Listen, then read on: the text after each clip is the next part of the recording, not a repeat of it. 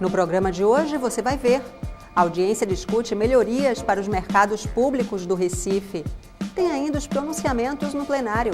Jurandir Liberal cobra a apuração de caso de racismo cometido por diretora de escola. E Priscila Krause lamenta o fechamento do Santander Cultural. O TV Câmara do Recife começa agora.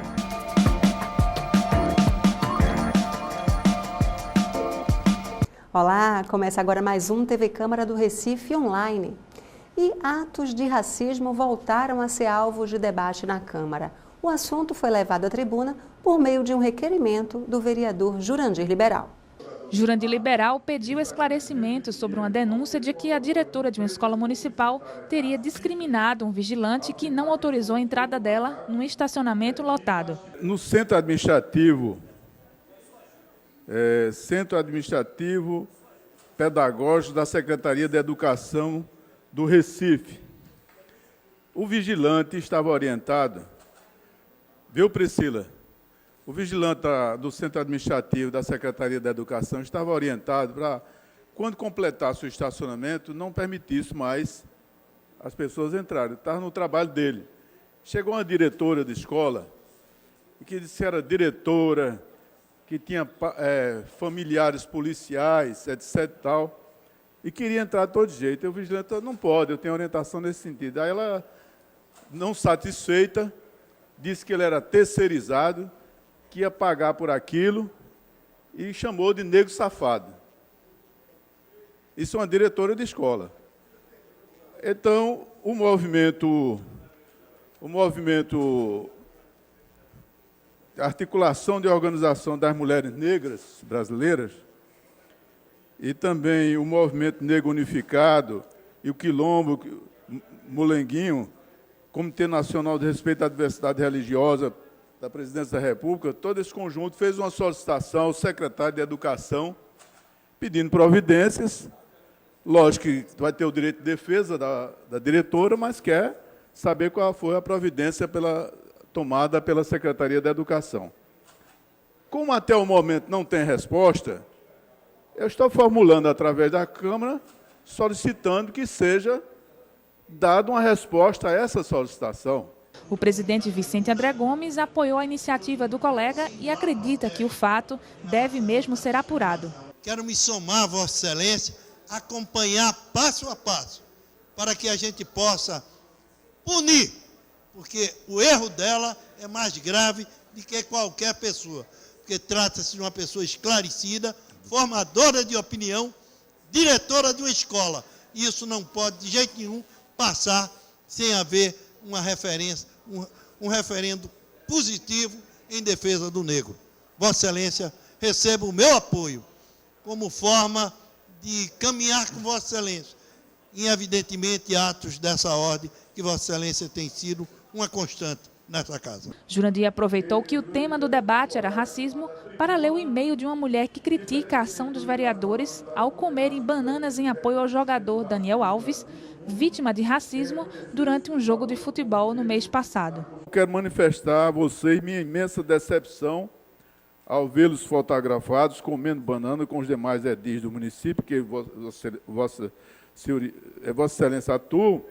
Esse e-mail foi dirigido a mim, a Marcelo Santa Cruz.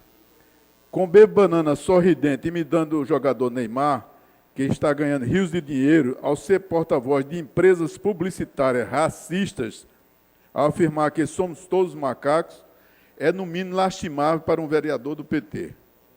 Que falta de senso crítico, respeito, criatividade e conhecimento dos estruturadores das desigualdades sociais, econômicas e políticas brasileiras e assimetrias raciais.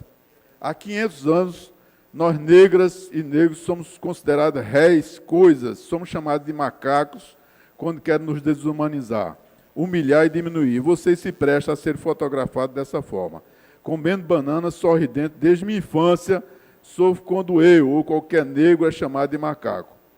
Gostaria, sim, que, em respeito do nosso voto em vocês, que os dois tivessem com coragem de tomar da tribuna e, diferentemente dos demais parlamentares, condenassem com veemência o recrudescimento do racismo no Brasil e no mundo, que reconhecesse o valor do povo negro na construção da riqueza desse país e o legado civilizatório trazido ao Brasil e às Américas, ao ser sequestrados do seu território para aqui serem escravizados. Aí eu estou querendo aproveitar esse momento exatamente para dizer que o que nós fizemos em toda a discussão temática que não foi expressa na foto foi exatamente essa solidariedade a todos os companheiros, sobretudo aqueles que lutam encarecidamente nessa questão, e de forma nenhuma nós faltamos com respeito ou tivemos numa propaganda relativa àqueles que usam como marketing de outra forma. O vereador Raul Jugman, que também apoiou o ato do jogador Daniel Alves, acredita que a autora do e-mail não entendeu o gesto, repetido por famosos e anônimos no mundo todo, numa corrente contra o racismo e a discriminação. O gesto do jogador Daniel Alves, ele teve a repercussão mundial porque ele desfaz a agressão. Ele não responde com outra agressão. Ele não responde com a explosão. Ele responde com um gesto simbólico que é exatamente de comer, de engolir, de desfazer daquele ato, daquela agressão. Por isso, isso se transformou numa onda mundial. Você tem uma ideia? O primeiro-ministro da Itália comeu banana. Atrizes, atores, negros, brancos, o mundo inteiro se solidarizou. O mundo inteiro se solidarizou ao gesto de Daniel Alves, num repúdio inédito, planetário, realmente, de fato, incomparável ao racismo. Então, censurar este ato e não ver que, na essência, ele encurrala, ele bate de frente e gerou uma solidariedade inédita contra o racismo, me desculpe, respeitosamente, é não entender o nosso gesto, o gesto de todos aqui, que foi exatamente de se somar a uma onda, a uma corrente mundial de repúdio ao racismo. Por isso, não há o menor teor de desrespeito a quem quer que seja, muito menos aos companheiros de cor. Pelo contrário, o nosso ato simbolizou aqui nesta casa o repúdio a toda e qualquer forma de racismo, de preconceito e de discriminação. A vereadora Priscila Krause repercutiu no plenário o fechamento do espaço Santander Cultural. Após 20 anos de apoio à cultura, o prédio localizado no bairro do Recife vai fechar as portas. Os vereadores aprovaram em votação extra-pauta o requerimento de Priscila Krause solicitando a inclusão nos anais da casa do artigo Fica Santander, de autoria do pintor José Cláudio, publicado no Jornal do Comércio. A vereadora lamentou o fechamento do espaço, que nos últimos anos deu oportunidade para artistas divulgarem seus trabalhos. Embora seja um espaço privado, ele atende a uma lógica, ele funciona como um espaço público e atende uma lógica de serviço público. E ali abrigou exposições importantes, como a exposição Maurício de Nassau, Joaquim Nabuco, o Universo do Cordel, a Arte Sacra, e desde 2006 vinha desenvolvendo um projeto muito importante para a cena cultural pernambucana, que era Pernambuco Contemporâneo, onde abria o espaço para exposições de artistas contemporâneos e iniciantes no estado de Pernambuco. O Caderno C do Jornal do Comércio traz uma longa matéria sobre esse acontecimento, e o pintor José Cláudio, um artista plástico renomado pernambucano, escreveu ontem no Jornal do Comércio um artigo sobre o fechamento do Santander Cultural.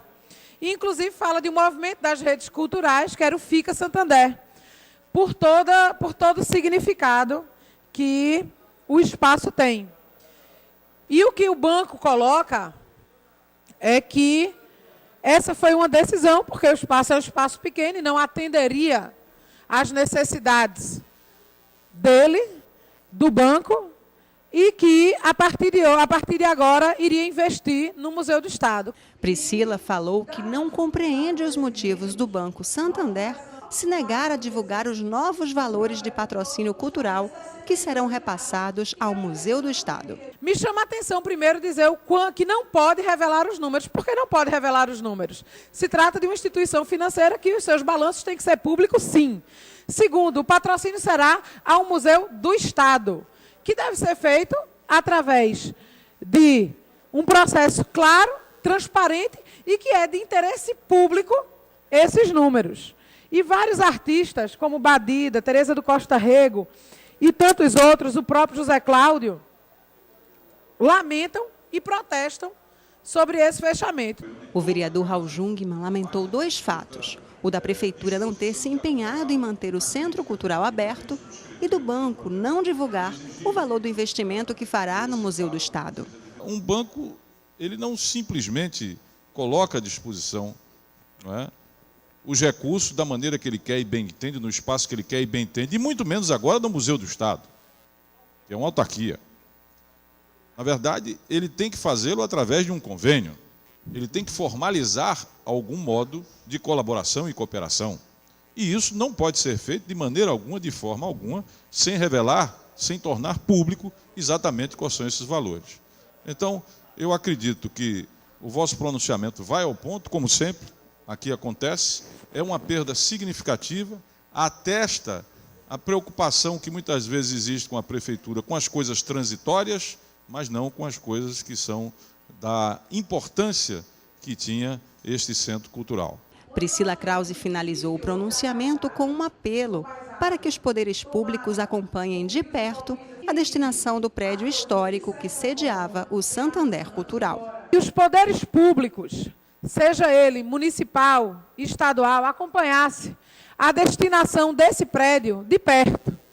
É um prédio histórico, um prédio que está localizado no coração da nossa cidade, o bairro do Recife, que passa por um segundo processo de revitalização, primeiro iniciado no final da década de 80, início da década de 90, que passou por um período, vereador Raul Jungmann, de ocaso completo, nas 3 gestões passadas, e que agora retoma o seu ritmo de revitalização. E o apelo que eu faço é que, seja a Prefeitura da cidade do Recife, seja o Governo do Estado, através das secretarias de turismo e das secretarias de cultura, acompanhasse de perto, porque aquele espaço, ao que ele vai se prestar agora, tem que atender a uma lógica de valorização, de revitalização daquele espaço histórico e que é o bairro do Recife, e que foi berço de tantos acontecimentos na nossa cidade e do nosso estado. Não pode qualquer coisa acontecer ali. Tem que ser alguma coisa que atenda uma lógica cultural e uma lógica turística da cidade do Recife. Priscila Krause ainda cobrou a execução da lei que prevê o embutimento de toda a fiação do Recife. O projeto de Augusto Carreras virou lei no ano passado, mas as ações ainda não começaram. Se não bastasse a questão da paisagem urbanística, está inserido aí um problema muito grave, que é o problema da segurança. Não apenas a questão da fiação solta, que a gente pode enumerar vários casos dentro da cidade do Recife. Seja o caso do idoso que foi eletrocutado na Abdias de Carvalho por um poste de responsabilidade do município, seja o caso do advogado em Setúbal, ou saindo do Recife, indo para Olinda em Águas Compridas, o caso da criança de 9 anos, Rian, que foi eletrocutado por um fio que não estava caído, mas que passava por dentro de uma árvore e que ele subiu para tirar uma pipa que estava presa e foi eletrocutado por um fio que estava preso ao poste, como deve estar todos os fios. Mas, na verdade, os postes não mais devem estar presos a fios, devem estar embutidos dentro dos logradouros da cidade do Recife. Então, fica aqui o meu apelo para que seja tomado realmente providências nesse sentido, o apelo para o redirecionamento das verbas públicas para o que verdadeiramente importa e também um convite para que todo cidadão recifense faça parte dessa campanha e use fotografias tanto de paisagens com fio, poluídas por fio, como por paisagens que não tenha fio, para que a gente possa mostrar a diferença e use nas suas redes sociais a hashtag Recife Sem Fios. Carlos Gueiros lamentou que a Prefeitura esteja cobrando impostos que considera indevidos às igrejas. A Constituição brasileira, no seu artigo 150, diz que os imóveis de propriedade de cultos de qualquer denominação, de qualquer natureza, são imunes de impostos. Imune! O município não tem direito de estabelecer tributos sobre esses imóveis. Imóveis de propriedade. E aí, em 2001, nós conseguimos, com o prefeito João Paulo, a bancada, principalmente a bancada evangélica, fez um esforço, e nós conseguimos editar em 2005 uma lei que isenta da TLP esses imóveis. Isenta também da TLP aquelas que funcionam em prédios que não são próprios. E uma outra lei em 2006 também isenta do IPTU essas instituições religiosas. Ocorre que nessa euforia de protestar, a Prefeitura está protestando contra as igrejas. E eu procurei a Prefeitura. E mostrei que era ilegal, nós tínhamos uma lei. E eu quero lhes dizer que, da parte do doutor Gesteira, da Secretaria de Assuntos Jurídicos, eu tive toda a boa vontade e todo o interesse. Mas, infelizmente, o título foi protestado. E a lei está aqui. A igreja, em tempo próprio, em 2013, requereu a sua isenção com argumento na lei que ela tem direito. A burocracia da Prefeitura até agora não respondeu e não tem o que responder senão sim, porque existe uma lei. A lei é imperativo, não é condicionante. E mesmo assim, porque no cadastro ainda não foi definido, foi para o cartório de protesto.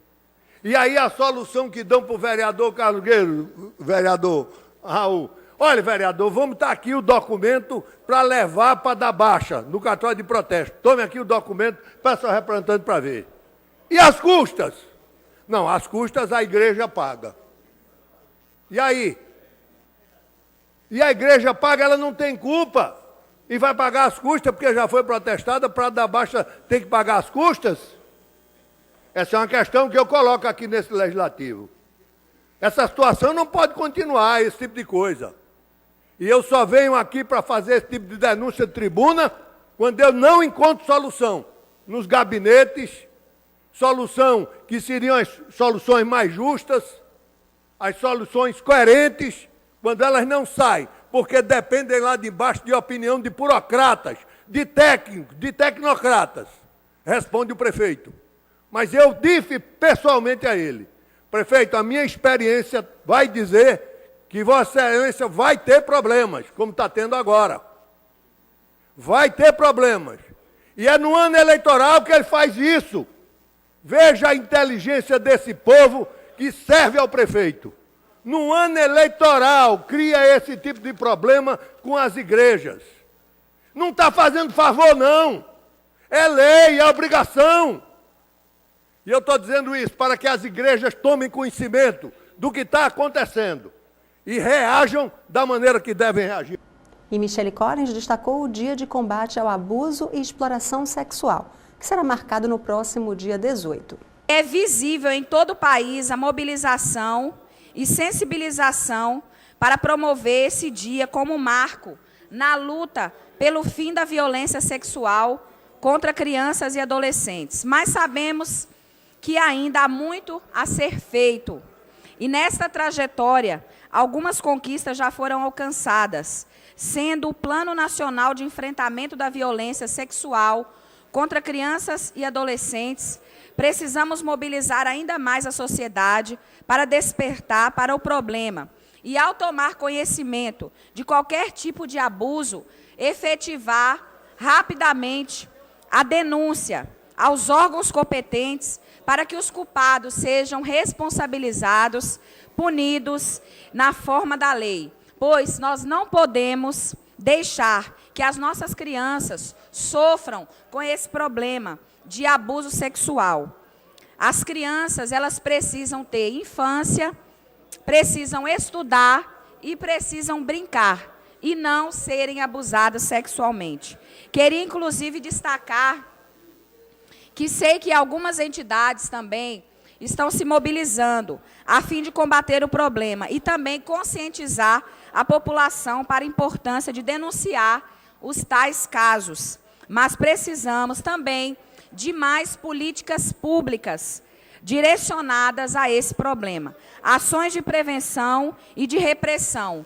Não podemos permitir que esse tipo de problema continue acontecendo em nosso estado e em nossa cidade. Então, eu gostaria, ainda em tempo, de fazer um pedido à administração da nossa cidade, à prefeitura, para que possa promover algum tipo de campanha de sensibilização relacionado a este dia e também relacionado a esse período da Copa. É um período em que nós estamos expostos a esses tipos de problema. Então, que possa aí se haver uma mobilização com o apoio, tenho certeza, integral desta casa, para que nós possamos todos juntos, sociedade, governo, estarmos aí juntos, combatendo a exploração sexual contra crianças e adolescentes. Comerciantes e representantes do poder público e privado participaram de audiência pública para discutir a estrutura, os problemas e as melhorias necessárias aos mercados públicos do Recife. A vereadora Aline Mariano coordenou os debates. A reunião pública foi uma iniciativa da Comissão de Direitos Humanos, do Contribuinte e do Consumidor, junto com a Comissão Especial em Defesa dos Mercados Públicos do Recife. Esse é o terceiro encontro realizado na Câmara para discutir a situação dos mercados.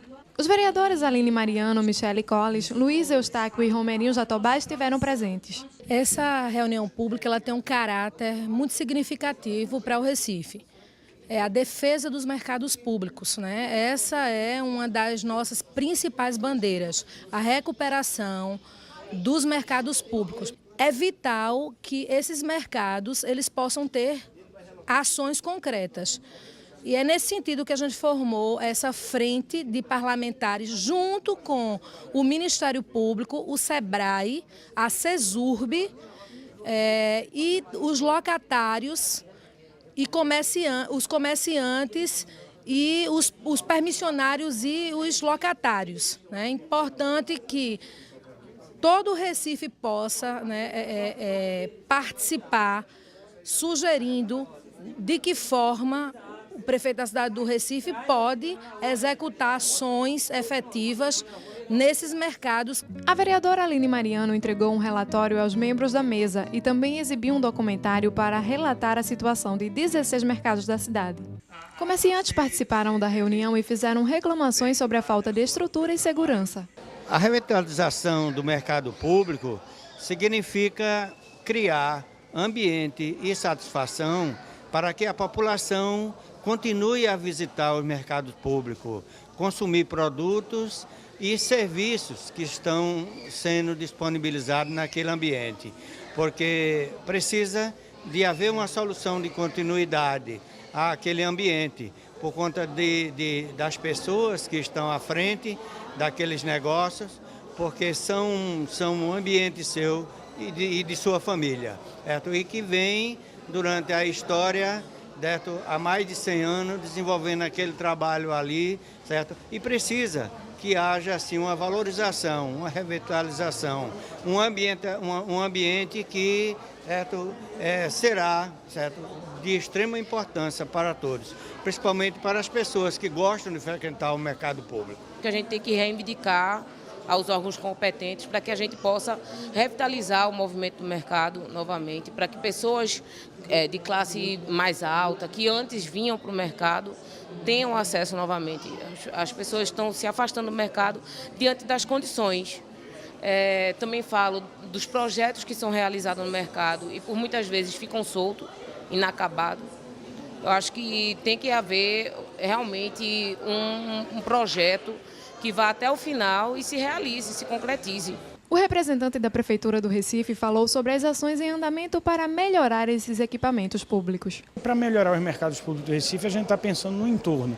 É melhorar o entorno, é desobstruir o entorno, fazer projetos na área junto à CTTU para estacionamentos, colocar a zona azul nos entornos. A gente está desobstruindo as calçadas com o comércio informal, a gente está chamando o comércio informal para discutir, propondo espaço para ele, que é no caso de Água Fria, que a gente desapropriou um prédio que está sendo adequado para o pessoal do comércio informal, que vai ser realocado para lá. No mercado de São José foram desapropriados 4 prédios na frente do mercado, onde já fizemos o projeto, já fizemos a licitação e vamos realocar todo o pessoal do entorno, aqueles da Barraca Verde, do entorno do mercado de São José, para que as calçadas fiquem livres, mas isso sendo feito tudo em conversa com os permissionários, com o pessoal do comércio formal e das barracas do entorno do mercado. Um dos projetos é o Viva o Mercado, realizado pela Prefeitura do Recife e o SEBRAE. O projeto Viva o Mercado nasceu de uma iniciativa do SEBRAE, em parceria com a CESURB, para revitalizar e requalificar 6 mercados públicos da região metropolitana do Recife. Casa Amarela, Madalena, São José, Encruzilhada, Cordeiro e Boa Vista. A ideia era que a gente pudesse dar uma requalificação nesses equipamentos, muito preocupados com o advento da Copa, que está vindo aí em junho e julho, e para que a gente também conseguisse deixar um legado para a população de Recife na restauração desses mercados que representam a nossa história, a nossa cultura e os nossos valores. A grande ação do mercado é resgatar nos empreendedores esse amor à cultura, à nossa história e a perpetuação do mercado como um grande centro de comercialização. Então, o SEBRAE desenvolveu um trabalho de iconografia, que foi um resgate histórico de tudo que aconteceu desde a instalação desses mercados até hoje. Fez um levantamento dos pontos fortes e dos pontos que precisam ser melhorados em relação à infraestrutura e gestão.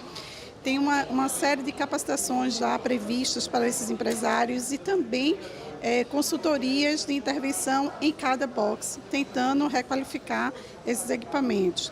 Em próximo mês de junho, nós estaremos lançando o roteiro gastronômico dos mercados.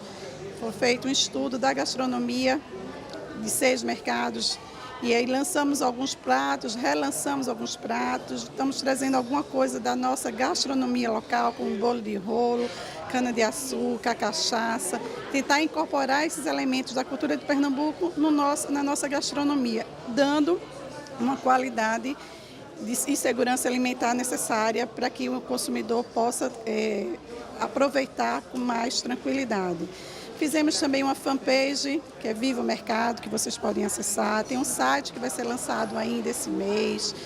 Tem uma série de ações lindas de revitalização do mercado que a gente espera que a população de Recife curta e aproveite. A gerente de Vigilância Sanitária pediu aos comerciantes mais cuidado na exposição dos alimentos.